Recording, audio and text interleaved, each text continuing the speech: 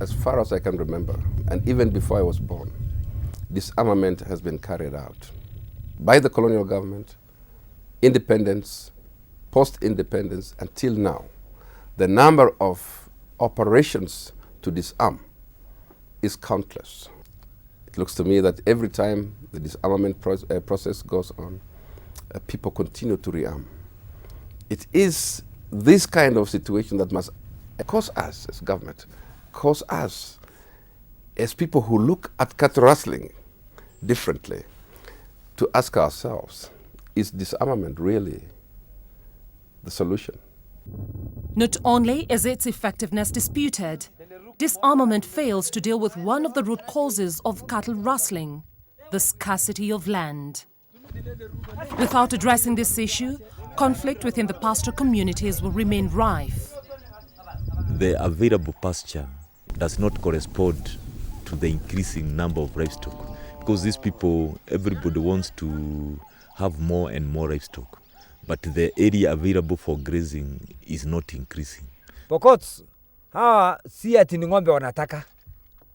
Pokots wanataka mchanga. Mtu gani mjinga anakuja kuiba ng'ombe saa hii na ng'ombe ni goigoi mwenyewe unainuliwa?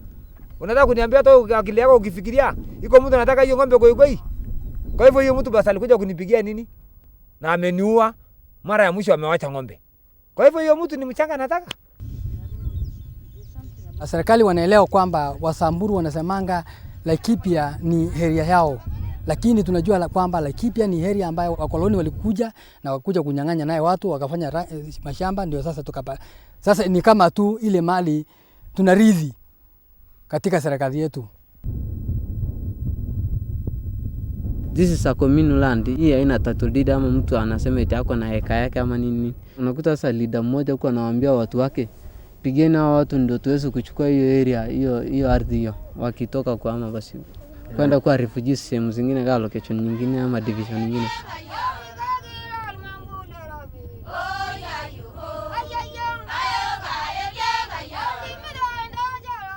This pastoral community believes a certain leadership is sponsoring the Pokots to raise the Samburus. The Pokots also believe the Samburu leadership is sponsoring their people to raid them. And that's why we are saying the leadership of both communities can be able to solve this matter if they seriously want to. Kwa viongozi wetu, kwa wabunge wetu, kwa makanzalas wetu, kwa machifu wetu ama kwa madcs wote na hata rais, wajaribu kabisa kuheshimu mila na desturi ya kila jamii. Kama kuna wale ambao wako chini chini wanajaribu kusponsor hii maneno iendelee, hii biashara ya ng'ombe, wizi ya ng'ombe na kuweza kupiganisha vijana wetu, ningependa kusema kwamba wawache hayo na wajaribu kutuweza kutufanya maendeleo, walete maendeleo katika jamii.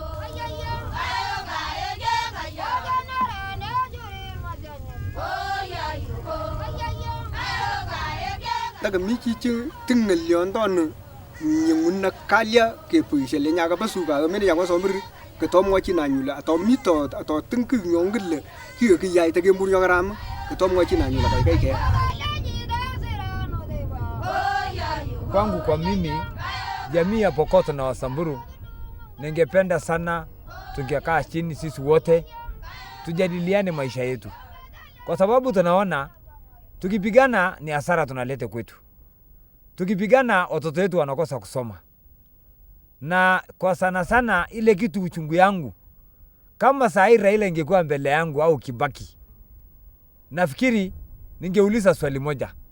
Kibaki akitafuta kura au Raila akitafuta kura, wote walisema Mkenya ako na haki kuishi Kenya. Lakini mimi naona kwangu mimi sina haki. Kwa sababu kama election the year 2012, kama ingewezekana au mimi mwenyewe binafsi ningechoma hata kura yangu kuliko nipe president ya Kenya. Kwa sababu nimeteseka ya kutosha. Tukitaka hii vita kabisa iishe, tunaweza sema Wapokoto wote na Wasamburu wote tukubalianeni hii bunduki yote turudishe kwa serikali na kuweza control hii wizi kabisa. Afadhali kitu tutafute dawa kabisa ya kusaidia hii wananchi. Either tulete ma NGOs mingi ambayo wataweza kuajiri vijana, tena wajaribu kujenga maboarding ya mashule ya hii watu. ili hata kama yeye na mama watoto wanaishi kwa boarding, wanasoma.